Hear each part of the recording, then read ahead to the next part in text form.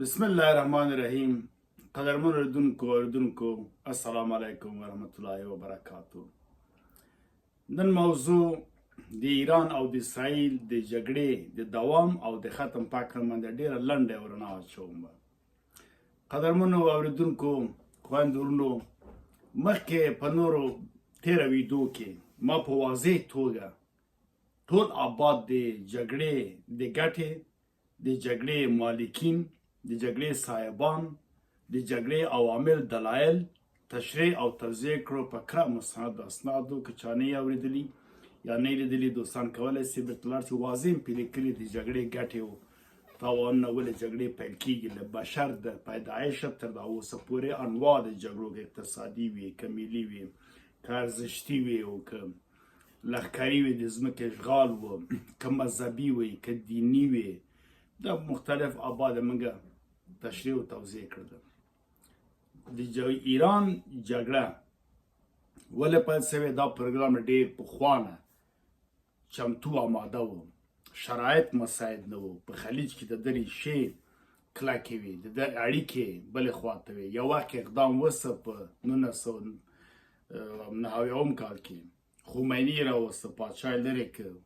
فکر کېده چې دی به تغییرات دلته په بل ډول راولي.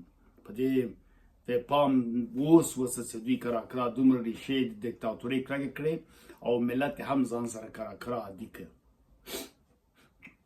په اول کې ملت دوی سره نه ولاړ، اوس هم ډېر زیاته برخه ولاړ دي، مونږ ته ډېر نه دي ولاړ، ټول نه دي ولاړ. نو بنان دغسې یو پخوا تهدید و ورته، دې نه ډارېدل چې بې ثباتي نه سي.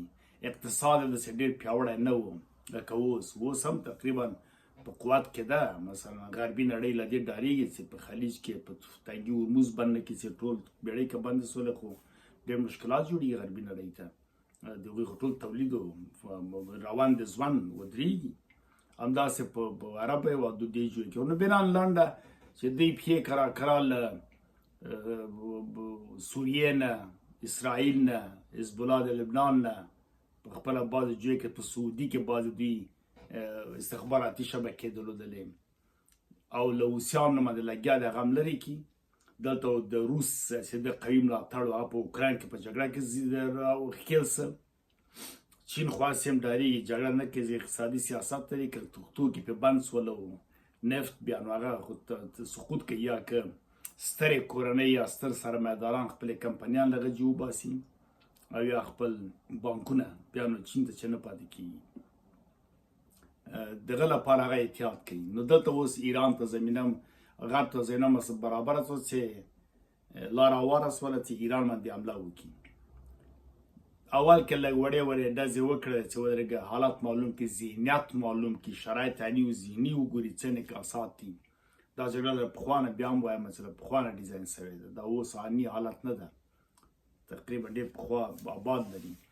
نو بنان اسرائیل مخته شوی ده. په وجوهات ما په نورو ویډیوګانو کې ویلي، ځکه هغه یهودو دا اسلام دواړه رژیم سیاسي اسلامي او هغه خواته بیا څنګ کې د عربي هېوادو سره هم په دښمنۍ، ځکه یهودو مسلمان، ځکه بیا که عربي هېوادونه مرسته سره کوي څوک ونه مني. بل د اتم انرژي لري، یو تهدید ایجادولی شي دلته. بل وړوکی هېواد ده، که ورانېږي بیا ډېر په سادګي بېرته جوړېږي، مشکل ورته نشته. اوس خو ایران پرېږدي چې یو څو ډزې وکړي، ویشتل وکړي تر هغه چې کنوانسیون د 1949 کال او دغه پروتوکول یا زمان د 20 کال نقض کړي. حقوق بشر اعلامیه د 1948 کال او دغه قطعنامه د رسمادي دا نقض کړي، بیا شورای امنیت پرې فیصله کوي.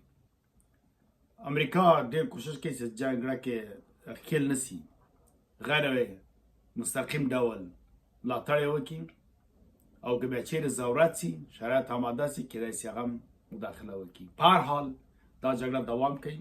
دې ته ساده مه ګورئ، دا چې اسلامي 28 هېوادونه ټول ځکه 22 هېوادونه هله سازمان همکاري اسلامي د سویلاره ګاونډۍ د سویلاره سره پاکستان فلان یې وکړل، دا وکړل، سوله وکړي، اوربند وکړي. کله د اوربند د سولې خبرې چې کوي، معنا دا ده چې کوم ملګرو ملتونو وایي که زبرځواک هېوادونه، معنا دا چې دوی نور هم جنګ ته لمن وهي.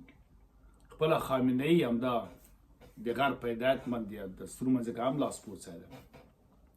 کېنه ورڅه ویې اول کې پوه ده چې دا جګړه پیل کېږي او جګړه دوام کوي، ایران ته ضرر رسېږي، ضعیفېږي، ما د خپله هڅول کول. دوی چارواکي خو د هر هېواد پوهېږي چې څه وکړي، بعضې وطن پرستاني بعضې نه وطن پرستاني، هغه بیا هغه چې په وطن مین وطن پرست وي تن نږدي هغه بیا وزني، هغه چې بیا معامله کوي هغه بیا نور هم ساتي ښې تشویق کوي، اتل و قهرمان ورته وایي، دا د دې وطن اصلي بچی دی قهرمان دی. لکه یوه قصه موږ تالي څټي چې سپینه ماڼۍ ته ویلې وه د خالص و که رباني و که مجدي و پیر و دې چې غیدار یې ورته لکه یو ار د اوریجنل پیپل اف افغانستان، دوی ته به ویل ستاسې اصلي نفر د افغانستان یې، ځکه دوی هلته تللي و معامله یې کړ، وطن یې خرڅاوه او خرڅ یې هم کړ، تباه و برباد یې کړ. په هر حال باندې دا جګړه د ایران دوام کوي تر هغه پورې چې ځکه ایران لوی دردسر ما وخت عرض وکړ چې په خلیج کې، په عربو کې، په شرق اروپا کې، په آذربایجان کې، په افغانستان او په پاکستان کې، همداسې په ترکیه کې، په سوریه کې د دوی ګټو ته، د دوی پایپلاینو ته، د دوی ګازو ته هر څه ته مشکلات جوړ کړي دي، حتی په اوپک کې هم د مشکل جوړ کړي. نو بنا دا به یو ضعیفوي، دا دوام کوي، دوامداره ده، مشکلات به وي، قیمتي به جوړېږي په نړۍ کې.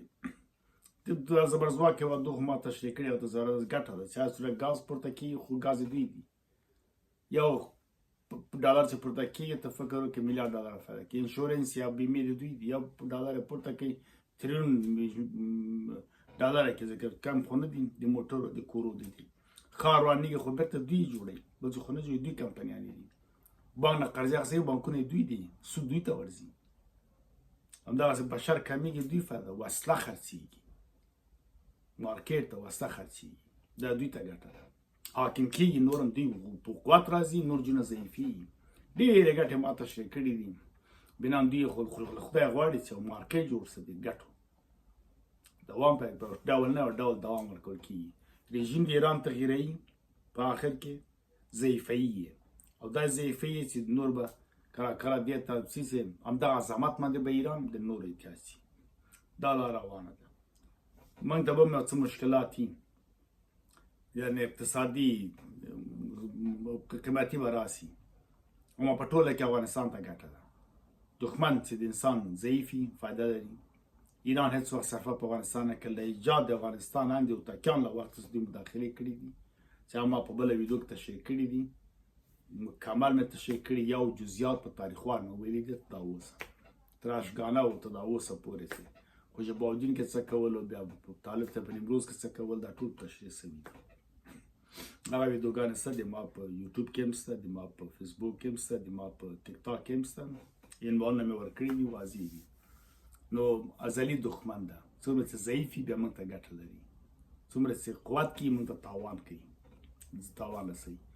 نو بنا د جګړې وروستۍ خبره په ګټه د دوی ده، دوام کوي، اهداف مشخص دي، واضح دي، کله دا غځول کېږي او روس په دې کې مداخله د فتن نه کوي، ځکه پیږي روس معامله مو سره کړې ده، احمدي نژاد ویلې، نو کیدای شي کال دوام وکړي، کیدای شي میاشت خو دوام کوي. نو ایرانیان هم باید د فکر وکړي تر هغه چې د شاه کورنۍ راځي یا کوم بل تدبیر راځي یا کوم بل موقت حکومت جوړېږي، تر هغه پورې به دوی هم کړېږي. اوس هوښیار خلک یې وتلو ته پام کړی ده. نو دا مسله ما ویلې چې دا جګړه ساده نه ده چې هله وربند ساله فلان ویل فلان ویل هله ختم کېږي، دا قصې په دې کې نشته. واضح توګه مې تاسو ته ما دا خبره وکړله، اباد یو مسایل یې موږ تشریح کړي، له پخوا نه حتی په تلویزیونونو کې موږ دا بحث کړی په ازاده توګه. نو څه دغه خبره ما تاسو ته کوله، ډېره مننه. ومن الله التوفیق، ستاسو ورور عزیز مارج.